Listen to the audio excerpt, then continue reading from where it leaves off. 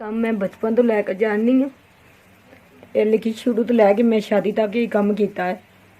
ਸ਼ਾਦੀ ਹੋ ਗਈ ਸੀ, ਮੈਂ ਬੰਦਾ ਮੇਰਾ ਮਿਹਨਤ ਮਜ਼ਦੂਰੀ ਕਰਦਾ ਹੈ, ਲੇਕਿਨ ਮੇਰੇ ਕੋਲ ਹੁਣ ਇਸ ਟਾਈਮ ਮੇਰੇ ਬੱਚੇ ਹੋ ਗਏ ਨੇ, ਮੇਰੇ ਕੋਲ ਇੰਨੀ ਫੁਰਸਤ ਨਹੀਂ ਮੈਂ ਇੱਕ ਮਸ਼ੀਨ ਲੈ ਕੇ ਤਾਂ ਆਪਣਾ ਸਰਕਾ ਚਲਾ ਸਕਾਂ। ਮੈਂ ਕਹਿੰਦੀ ਮੇਰਾ ਕੋਈ ਭੈਣ ਭਰਾ ਜੇ ਅਗਰ ਮੈਨੂੰ ਕੋਈ ਇਹ ਮਸ਼ੀਨ ਲੈ ਦੇਵੇ ਤੇ ਮੇਰੇ ਬੱਚਿਆਂ ਪੜ੍ਹਨਾ ਚਾਹੁੰਦੇ ਨੇ, ਹੁਣ ਮੈਂ ਬੱਚਿਆਂ ਨੂੰ ਪੜ੍ਹਾ ਵੀ ਲਵਾਂ। ਹੁਣ मैं अपने घर सरका चला लवां और मेरा किराए तो मकान,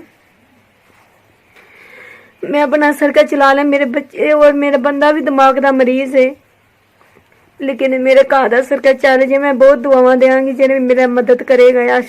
कारोबार करना चाहती करती सा, लेकिन शादी तो बाद मेरे को नहीं हो सकिया।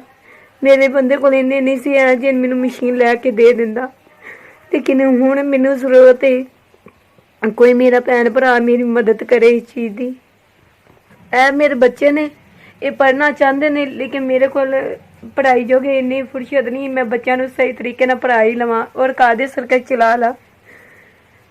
और मेरे को कढ़ाई वाली मशीन होवे, चलो मैं अपने बच्चों की रोजी कमान की खातर मेहनत मजदूरी करके और बच्चों को पढ़ा सकां, सुकून अपने घर विच रहां।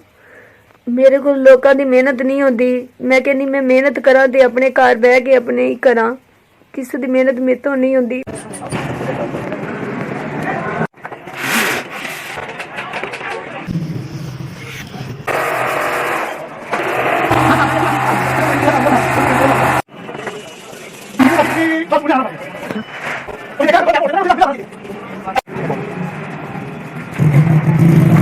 जिन्हें भी मैंने सब चीज़ा लैके दी ना, अल्लाह उन्हें खुश रखे, आबाद रखे, हमेशा उन्होंने खुदा करीम सही सलामत। मशीन कैंची वगैरह सारा कुछ जो मशीन जरूरत चीज़ा सब मिल गई ने।